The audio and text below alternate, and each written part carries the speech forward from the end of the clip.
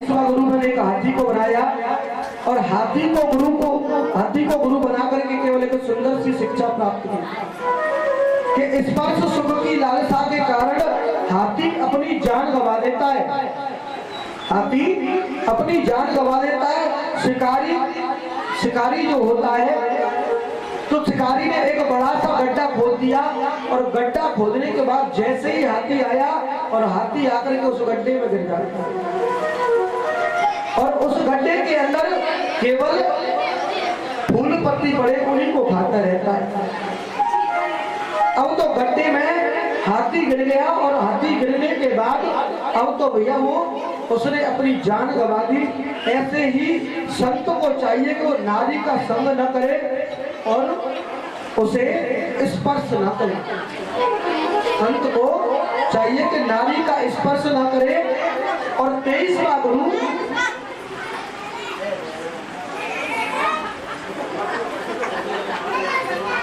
गुरु एक लोहार को गुरु बनाया और लोहार को गुरु बना करके एक सुंदर सी शिक्षा प्राप्त की कि आपने देखा होगा जब लोहार जब काम करता है ना, लोहार जब काम करता है तो लोहार के सामने से अगर किसी राजा की बारात जा रही है तो लोहार उस राजा की बारात को नहीं देखेगा, केवल वो अपनी फुट में ही लगा रहेगा। ऐसे ही संत को स्त्री से बड़े पराये दूर रहना चाहिए, कभी गलत नजर से नहीं देखना चाहिए। ऐसे ही अंतिम गुरु दत्तात्रेय जी महाराज ने अपने शरीर को बनाया।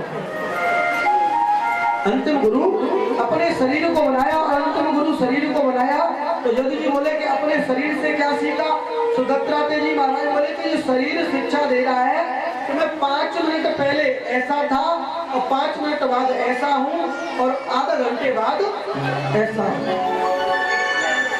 और जैसा आधे घंटे पहले जैसा था अब तो मैं वैसा नहीं, क्योंकि ये शरीर का भी समय निकलता चला जा रहा है। मैं आत्मा हूँ, शरीर बदलता है, आत्मा कभी नहीं बदलती है। आत्मा एक में से निकल करके दूसरे में प्रवेश कर जाती है लेकिन शरीर बदल जाता है। तो उद्धव ने कहा कि अब आप क्या सुनना चाहते हैं? उद्धव ने कहा कि सुनने की तो बात बड़ी दूर की है, लेकिन उद्धव ने कहा कि तुम चिंतन क्यों नहीं करते? तुम चिंतन करो, तुम्हें फिर दोबारा से चिंतन करना पड़ेगा, क्योंकि ये संसार जो है बिल्कुल वहम है। इस संसार में कुछ नहीं है, संसार तो केवल वहम है। कि मोह में साजग सोम निहारा, देखा ही स्वप्न अनेक प्रकारा।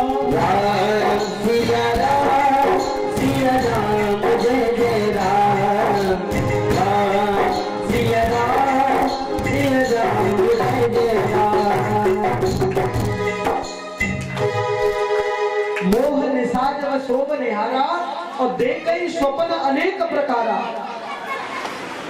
ये संसार केवल सपना है और इस संसार में सपने की वजह से आदमी जो जिंदा रह रहा है वो कभी ये नहीं करे कि मैं चिंतन नहीं करूंगा।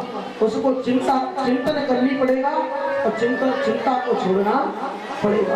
अब तो यदुवंशियों की बुद्धि बिगड़ गई और यदुवंशियों की जैसी बुद्धि बिगड़ जाए, जब आदमी की बुद्धि बिगड़ती है ना भैया, जब आदमी की बुद्धि बिगड़ती है तो वो पता है क्या करता है? कच्ची न कच्ची वाटर पाए कि किसी काम करते रहते। जब आदमी की बुद्धि बिगड़ जाती है और बुद्धि बिगड़ गई यदुवंशियों की, और यदुवंशियों को जब बुद्धि बिगड़ गई तो भगवान ने कहा कि जाको प्रभु दारुण दुख देही ताकि मत कहलई है।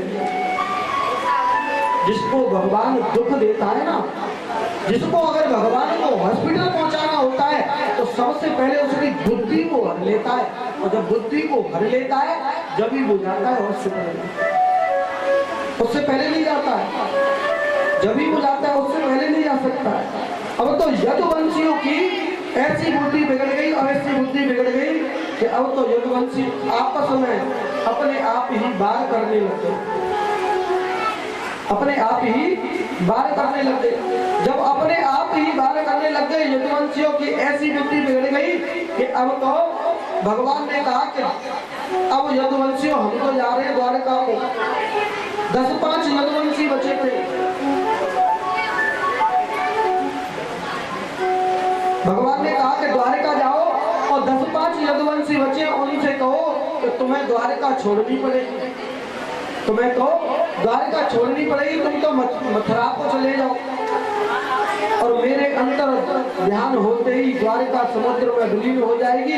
लेकिन दारुक ने कहा कि महाराज मैं तो केवल एक ही बात करना चाह रहा हूँ कि हम तो आपकी परिस्थिति को छोड़ करके कैसे जाए। प्रभु ने कहा कि ये मेरा आदेश है, जब ये मेरा आदेश है तो आपको आकाश पाताल और मंडल में जितने भी देवता खड़े हुए हैं, ब्रह्मा ने कहा कि अब देखना चाहते हो तो भगवान की कहाँ जाते हैं।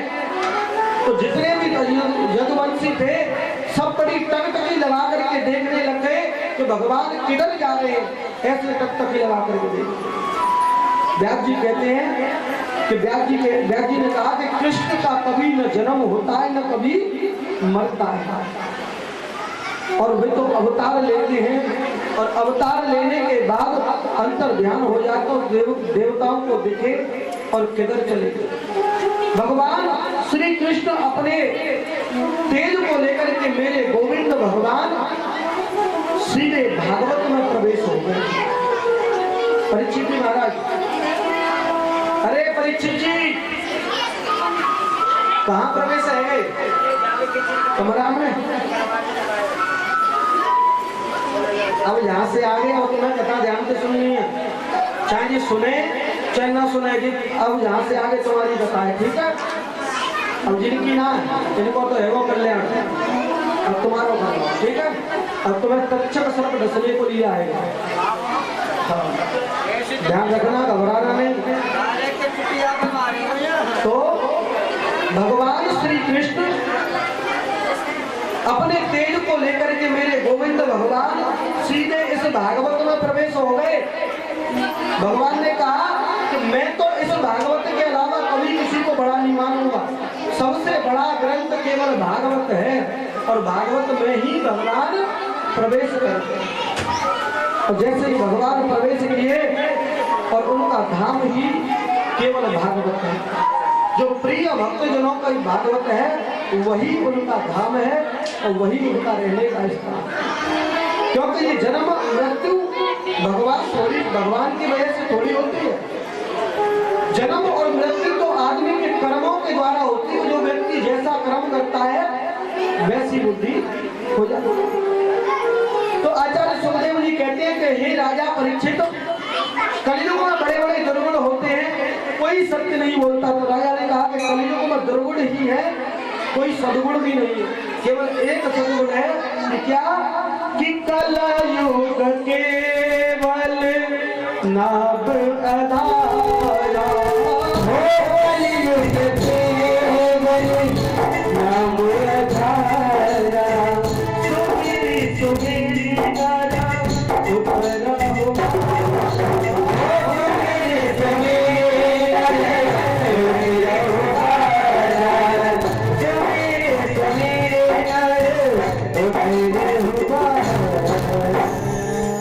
केवल ये बालक करना, या तो चुप करते ना मेरे पास।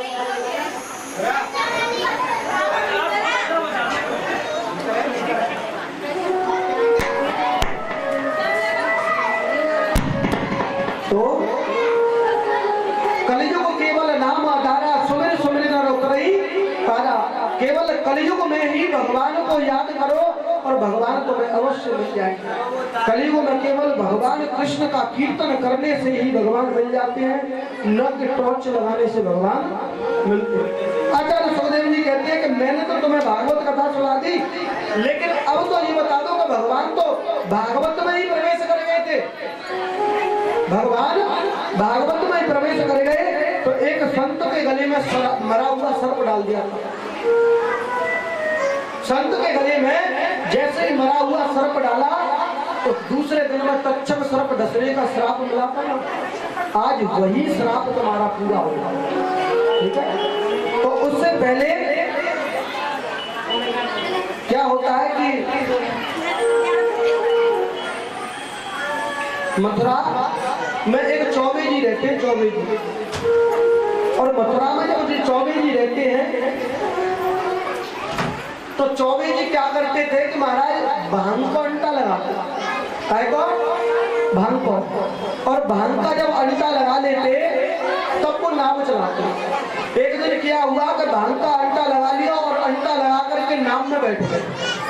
अरे भैया कोई चलने वाला है क्या? कि हाँ भैया हमें हैं चलने वाले, हमें चलने वाले। अब तो भांग का अंटा लगा करके नाव में बैठ गए, लेकिन आपको पता होगी कि नाव में जो कि एक रस्सी बंधी होती है और वो रस्सी पीछे व कुंदा की बंधी बनाई रह गई। अब तो चौबे जी बड़े नशा में, अब चौबे जी बड़े नशा में, तो पूरी रात को खूब नाव चलाई मिलने, और पूरी रात नाव चलाई। और जैसे ही सवेरो भयो तो सवेरो भयो पूछो तो क्या भैया ये कौन सी नगरी है? तो भैया ये तो द्वारकापुरी 6। तो द्वारकापुरी 6 कहाँ है? गुजरात में।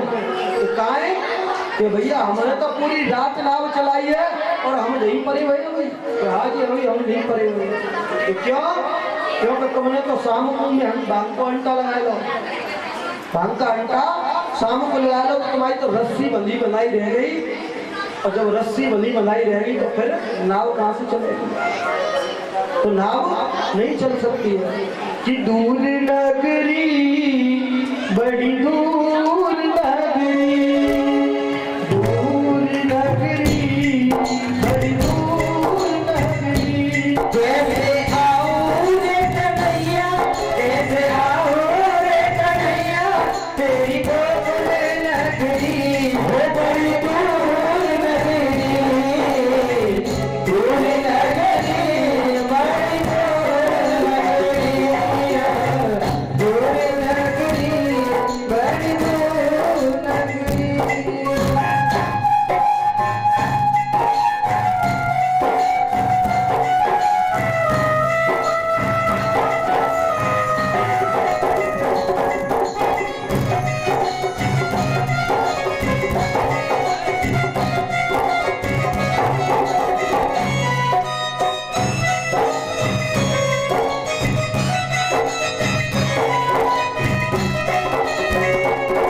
कैसे आओ रे कन्हैया, कैसे आओ रे कन्हैया, तेरी गोकुल नगरी बड़ी दूर नगरी, दूर नगरी बड़ी दूर नगरी।